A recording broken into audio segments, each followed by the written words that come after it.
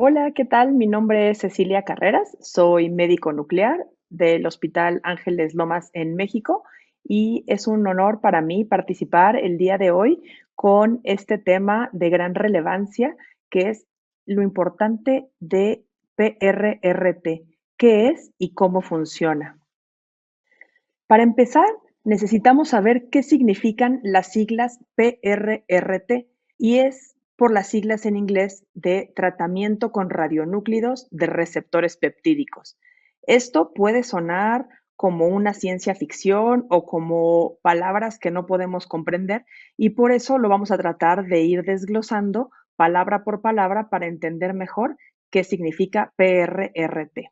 Para este tipo de tratamientos se necesitan cumplir dos condiciones.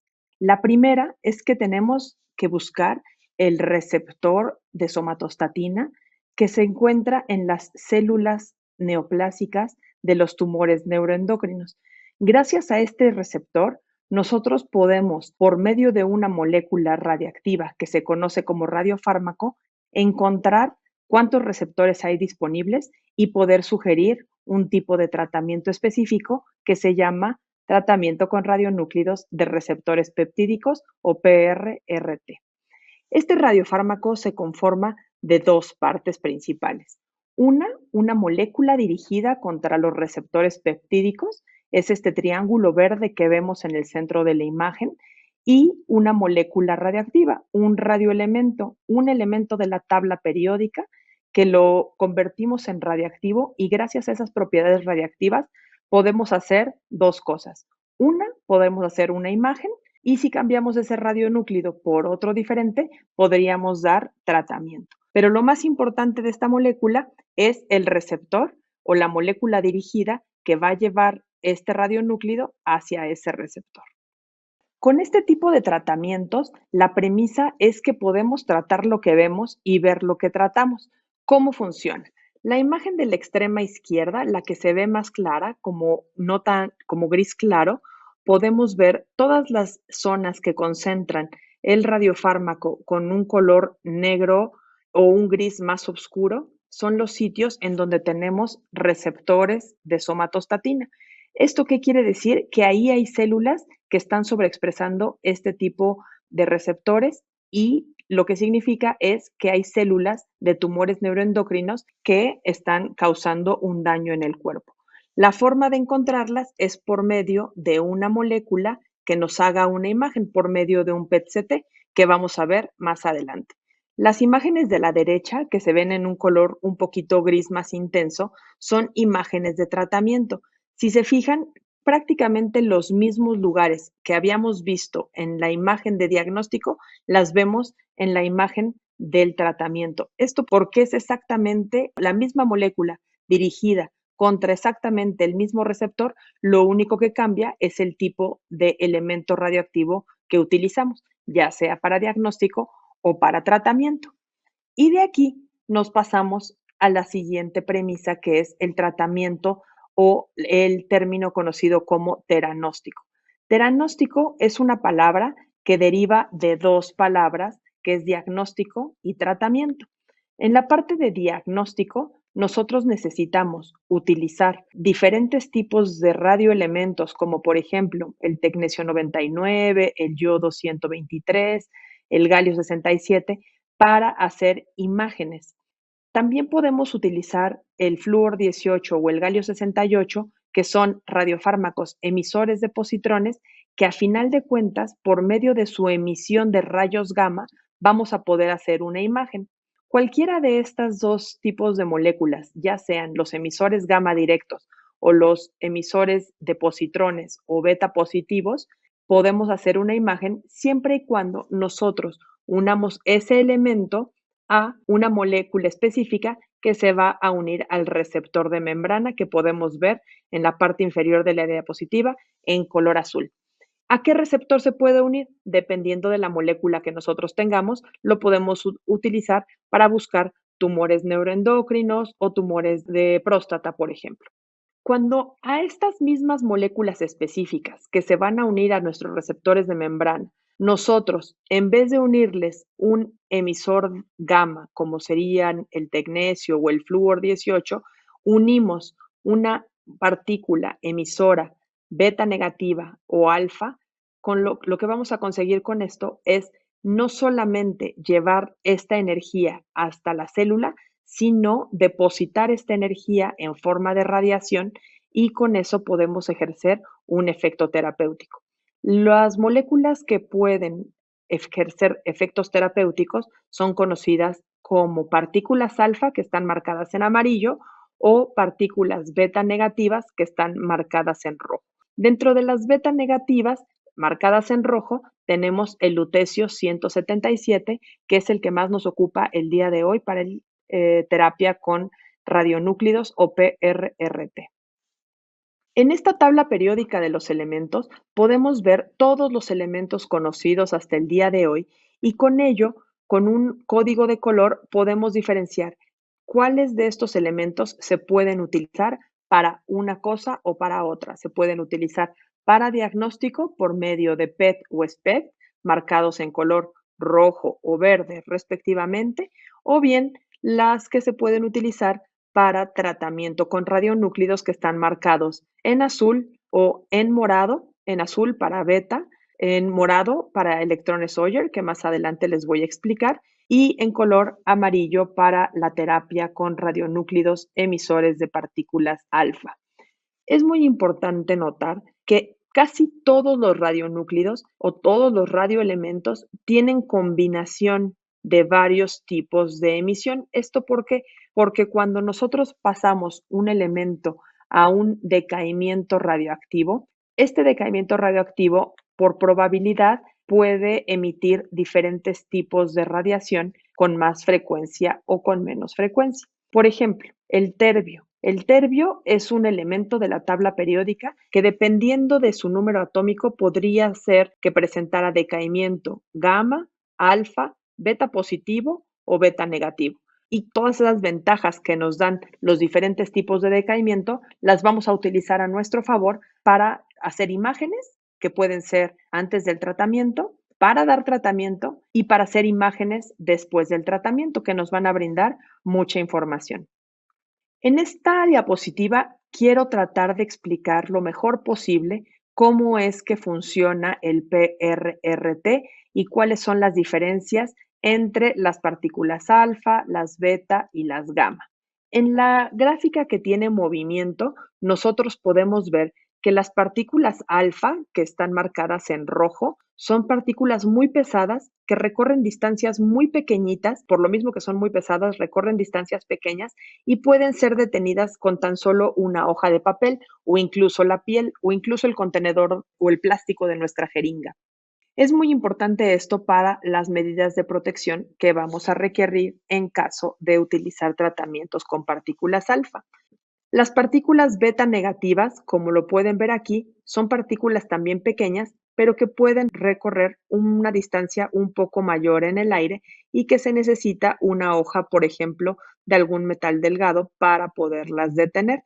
Estas partículas beta están marcadas en color azul. Y los rayos gamma ya no son una partícula, ya es un fotón y, como pueden ver, viaja mucha más distancia en el aire y se necesita una capa gruesa de plomo o de cemento para poder detener este tipo de radiación. No solamente es importante cómo viajan en el aire, sino el efecto que van a realizar en el tejido. Y para eso viene la tabla de hasta arriba, que a lo mejor puede parecer demasiado cargada de información, pero les voy a ir explicando paso a paso qué es lo que significa. En el primer renglón tenemos las partículas alfa, que, si se fijan aquí, la energía que tienen estas partículas alfa es muy alta, tan alta que la ponen en la gráfica ya como mega electronvolts, a diferencia de las siguientes que están en kiloelectronvolts, o sea, son 1000 veces menores estas cantidades de las partículas beta y de los electrones Hoyer que de las partículas alfa.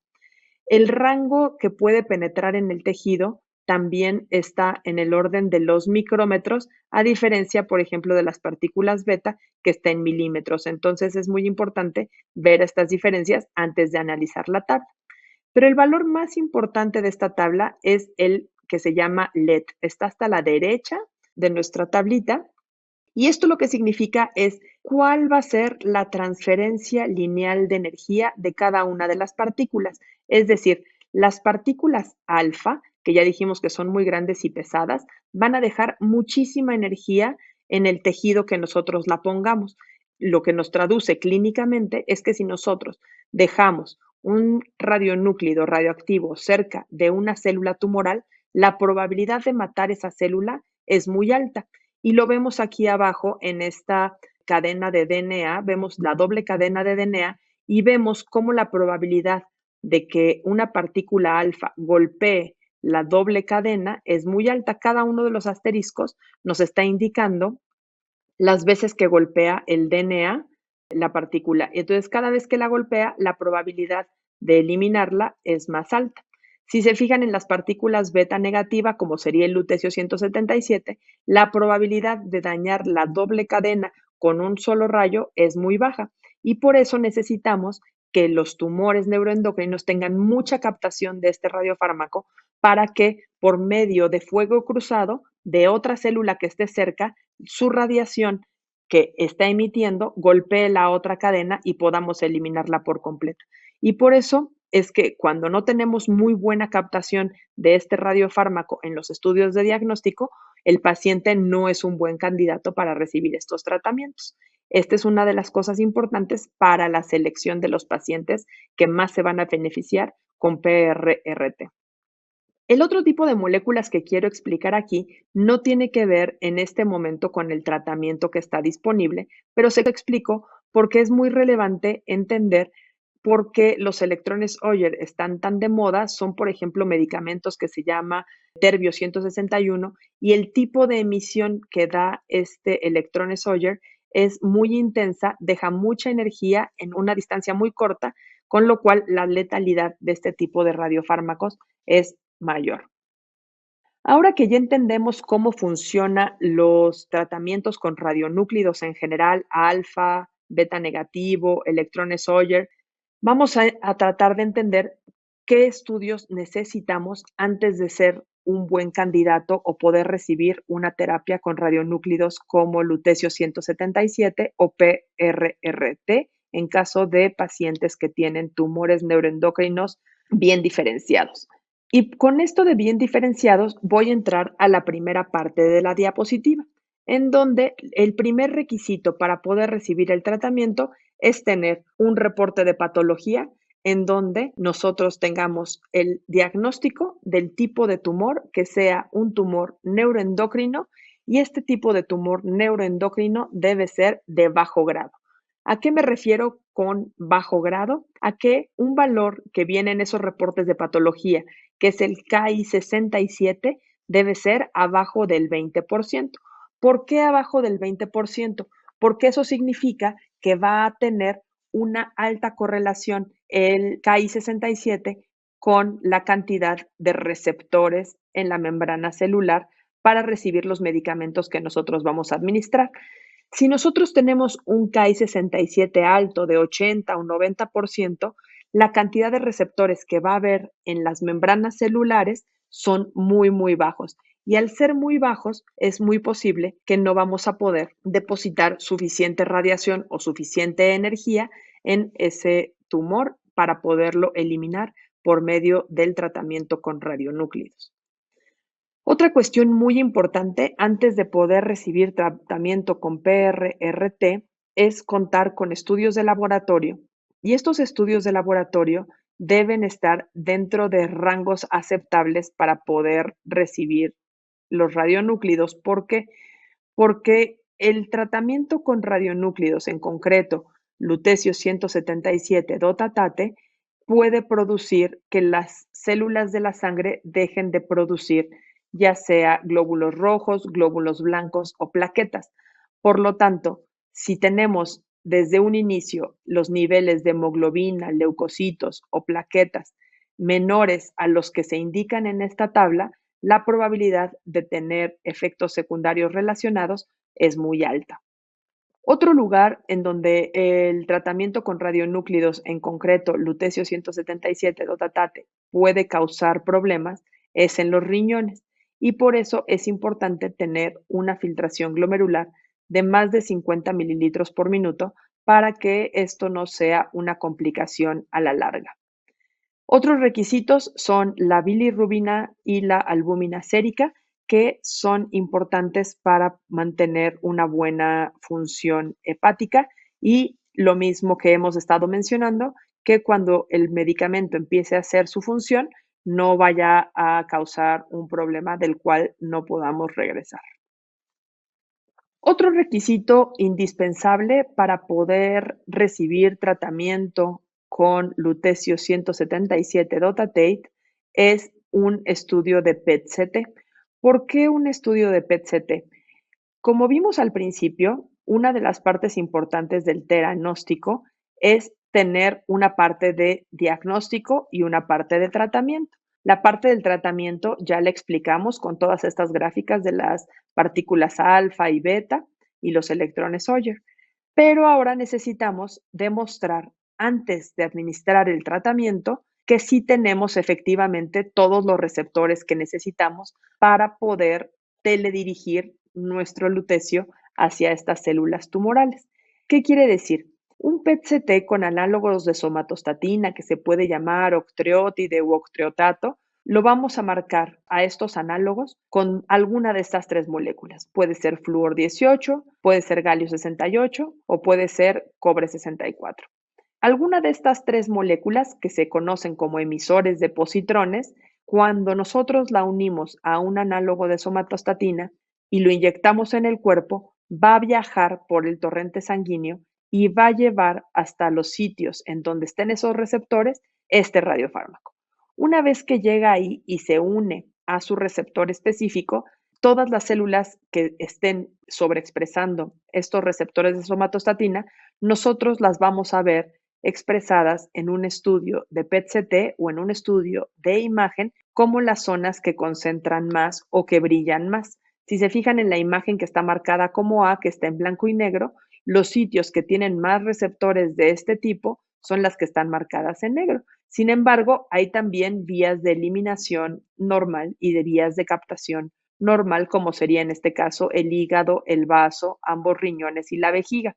Pero en el centro, en medio, entre los dos riñones, hay algo que no deberíamos estar viendo, que ahí es donde se están concentrando de forma anormal, que son páncreas y algunas adenopatías retroperitoneales. Todos estos sitios en donde vemos brillar más son los sitios en donde se concentró anormalmente el radiofármaco y nos está indicando que este es el lugar en donde hay un tumor neuroendocrino del páncreas con unas adenopatías o ganglios que ya están enfermos, o sea que ya tienen metástasis de este tumor.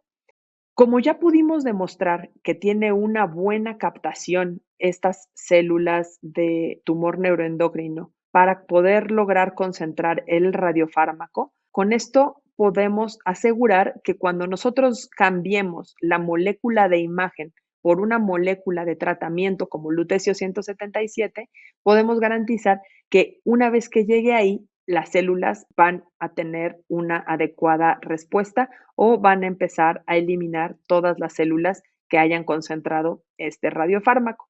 En algunos casos, cuando no se cuenta con PET-CT, se puede hacer también un estudio de gammagrafía. Sin embargo, este estudio de gammagrafía tiene una menor resolución. Se puede ver, pero de forma más borrosa o con menos claridad. Es muy importante recordar que los estudios de PET-CT son dos estudios en uno. Es un estudio que se conoce como híbrido. Tiene una parte de metabolismo en donde vemos cómo funcionan las células, los receptores de somatostatina en este caso, y una parte de anatomía. La imagen que está del lado derecho, la de en medio, es una tomografía que nos va a ayudar a localizar anatómicamente y ver si hay infiltración a tejidos vecinos o no. Una vez que la paciente recibió el tratamiento con radionúclidos, el tratamiento con PRRT, podemos ver en las imágenes de la derecha, las que están marcadas con la letra B, cómo hubo una importante disminución del tamaño y de la captación de la lesión que estaba localizada en el páncreas y también de las adenopatías. Una vez que se logró esta reducción, fue posible para los cirujanos hacer una resección de estos tejidos residuales y la paciente se mantuvo estable por muchos años más. Este es un caso que se presentó en 2012 y pues la paciente hasta la fecha tiene una excelente evolución. ¿En qué consiste el tratamiento? El tratamiento PRRT, o también conocido como Lutathera, es un tratamiento a base de 177 lutecio dotatate. Para poder recibir este tratamiento, se van a programar al paciente 4 ciclos de administración de Lutathera y cada infusión va a tener una actividad de 7.4 gigabecquerels, que es lo mismo que 200 milicuris. Y estos ciclos deben estar espaciados por 8 semanas entre uno y otro. Esto por diferentes motivos. Uno es por el tiempo de replicación celular y el otro para disminuir las toxicidades. Después del tratamiento, es importante recordar que es posible que el médico solicite hacer una imagen de gammagrafía o SPECT-CT para poder comprobar en dónde se localizó. Hay muchos sitios en donde esta imagen no se hace por diferentes motivos, pero es importante considerarlo cuando visitemos al médico o que toque el primer ciclo, saber que el tiempo de espera dentro de la sala puede ser muy largo, incluso hasta 8 horas. ¿Qué va a pasar el día de la administración? El día de la administración del lutecio dotatate se tienen que administrar adicionalmente otros medicamentos. El primer medicamento que vamos a administrar va a ser medicamentos para la náusea y eso va a ser prácticamente inmediatamente después de la canalización. Una vez que se administra el medicamento para la náusea, vamos a iniciar con la infusión de aminoácidos. Esta infusión de aminoácidos son aproximadamente 2 litros de solución que van a pasar por nuestra vena por 4 horas. Esto es muy importante porque gracias a estos aminoácidos vamos a poder proteger a nuestros riñones de la radiación. Si no se cuenta con esta protección renal, la posibilidad de sufrir daño renal secundario al tratamiento es muy alta. Por eso es muy importante que siempre que recibamos este tratamiento con radionúclidos, en concreto 177 lutecio dotatate, recibamos previamente la infusión de aminoácidos. Después de una media hora de administración de aminoácidos, podemos iniciar ya con la administración o la infusión del medicamento como tal, del radiofármaco o de PRRT. La infusión de este radiofármaco puede llevar aproximadamente 30 o 40 minutos. Si se fijan en la gráfica, va a ser simultáneamente con la administración de los aminoácidos y una vez terminando la infusión del radiofármaco, vamos a continuar por 3 horas más con la administración de los aminoácidos que nos va a permitir cuidar a nuestros riñones de este tipo de tratamientos. Algo muy importante son los síntomas que se pueden presentar después del tratamiento con radionúcleos. Hay muchos síntomas que se pueden presentar, algunos son más frecuentes que otros. Los más frecuentes que tenemos son náusea y vómito y es por eso que en todos los casos se aplica el tratamiento de antieméticos o medicamentos para la náusea para evitar este efecto secundario que es uno de los más frecuentes. Pero puede haber otros. Podemos presentar diarrea o dolor de cabeza, mareo, ansiedad, incluso en los pacientes que tienen tumores neuroendocrinos funcionales pueden tener enrojecimiento facial y otros síntomas menos frecuentes, pero que hay que estar al pendiente y reportarlos al personal médico o de enfermería, es dolor de huesos, dolor de pecho, mucha debilidad, dolor en los brazos, en la mandíbula, en la espalda o también pueden llegar a presentar algunos pacientes incluso ganglios inflamados. Una vez que recibimos el tratamiento con radionúclidos, debemos seguir ciertas precauciones de seguridad radiológica porque como todos los medicamentos radioactivos, es importante cuidar a todas las personas que no necesitan estar expuestas a la radiación y por lo tanto, dependiendo de las autoridades de cada país y de las regulaciones y de las normas oficiales, tendríamos que permanecer en aislamiento por determinado tiempo. Es decir, algunos casos se da de alta al paciente cuando alcanza un nivel de radiación de 5 milirroentgen por hora o lo que es lo mismo, 0.05 milisieverts por hora. Y una vez que llegamos a esos niveles, el paciente puede egresar a su domicilio. En algunos otros sitios, a pesar de llegar a estos niveles, solicitan que el paciente se quede hospitalizado, como por ejemplo en Alemania, que tiene que cumplir ciertos días dentro del hospital para que todas las evacuaciones y la orina sean tratadas de una forma específica. Una vez que recibimos tratamiento con radionúclidos, es importante que los siguientes 3 días debemos dormir en una cama separada del resto de la familia y evitar el contacto con cualquier persona, especialmente niños y mujeres embarazadas.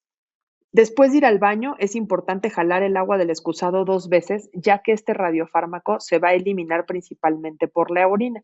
Y al eliminarse por la orina, cualquier cosa que se llegue a contaminar con esta sustancia de desecho del cuerpo podría tener una exposición a la radiación. Y por ese mismo motivo, para evitar contaminaciones, todos los pacientes deben orinar sentados en el excusado para evitar cualquier tipo de derrame.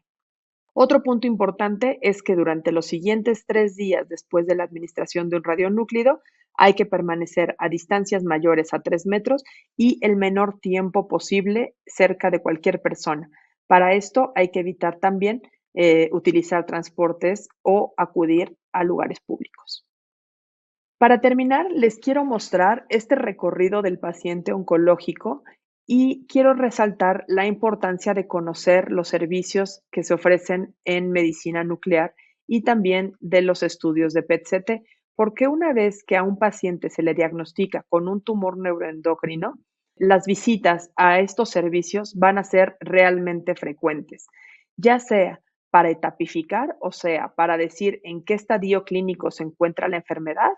Para poder decir si es grado 1 o grado 2, se necesita un estudio de patología, pero con los estudios de PET-CT podemos definir si estos pacientes que tienen grado 1 o grado 2 tienen también suficientes receptores de somatostatina como para poder recibir tratamientos. Posteriormente, la siguiente visita sería para la administración de tratamientos, que si bien hay variados tratamientos como cirugía, radioterapia, quimioterapia, el tratamiento con radionúclidos también es una alternativa dentro de las opciones y del arsenal terapéutico con el que contamos para este tipo de padecimientos. Una vez que se tratan los pacientes, independientemente de lo que se haya utilizado, vamos a acudir nuevamente al servicio de medicina nuclear para hacer una gammagrafía, un SPECT, un PET-CT o un PET-resonancia para poder definir si el paciente tuvo una adecuada respuesta o no.